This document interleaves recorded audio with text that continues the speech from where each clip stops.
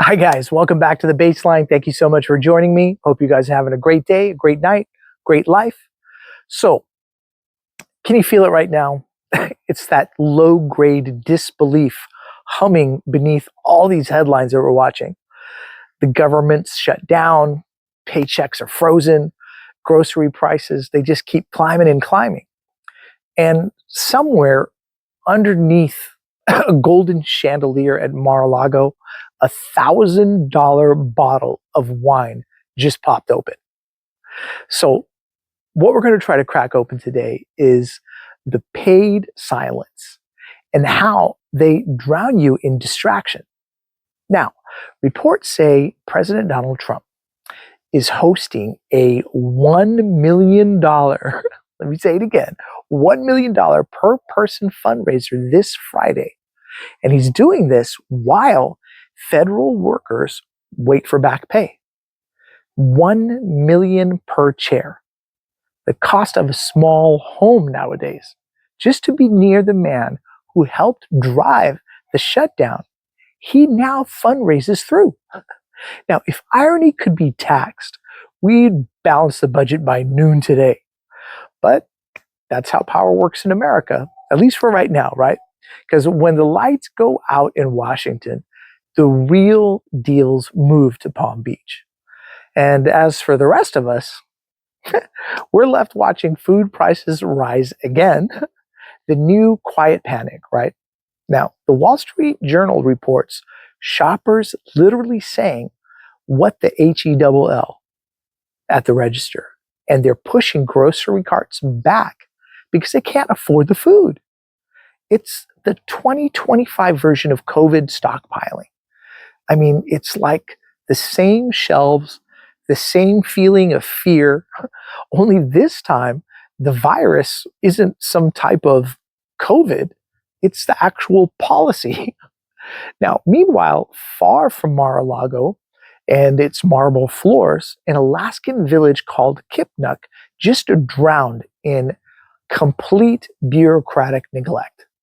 Now, according to the state and local reports, Kipnuk lost a $20 million federal flood protection grant way back in May.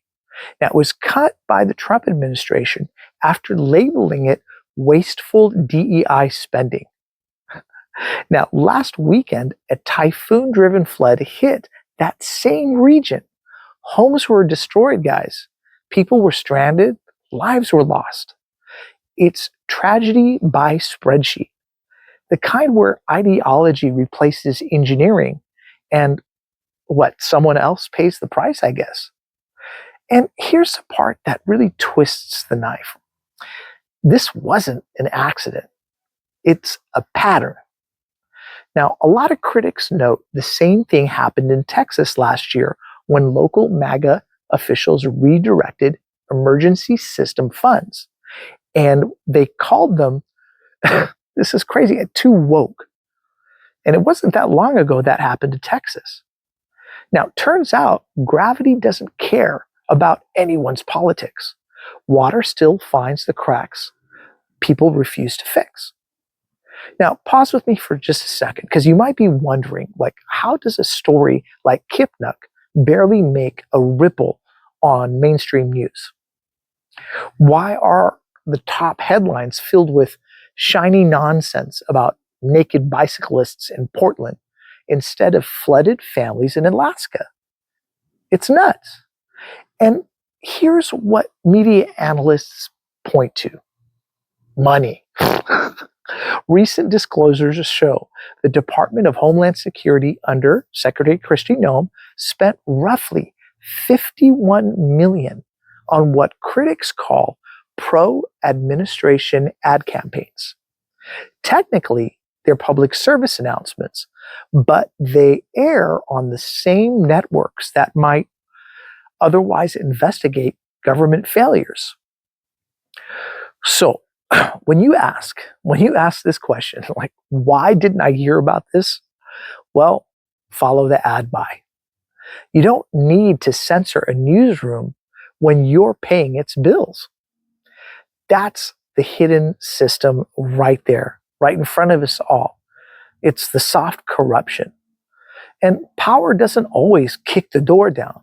Sometimes it just buys the house next to the newsroom and renovates the truth. And while that's happening, the same elites who underfunded flood barriers are now selling patriotism from a ballroom podium. It's hard to watch, but they tell working families to tighten belts. And they're doing that while auctioning access to policy like it's fine art. It's a performance. The arsonist hosting a charity for the fire victims. It's crazy, guys. So look closer and you'll see that loop.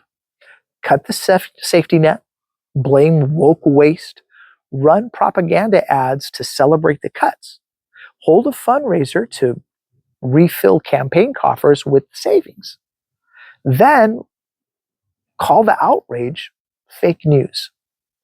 Now, that's not politics. That's an extraction economy wearing an American flag. And still, people feel powerless because the outrage cycle itself becomes a business model. You're meant to scroll rage, refresh, and repeat until exhaustion ends up looking like apathy. But here is the truth. Every time a citizen stops paying attention, a lobbyist ends up getting a raise. Now, humor me for just a moment, guys, right? Because I want you to picture this contrast. Like, imagine one screen, right? And there's flood waters creeping through a family's kitchen or bedroom, the house. And on another screen, I want you guys to imagine crystal glasses clinking and cheering under a chandelier.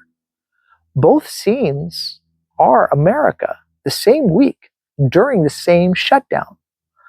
And it's not just inequality, it's distraction as governance. They drown you in noise so you won't notice the actual silence.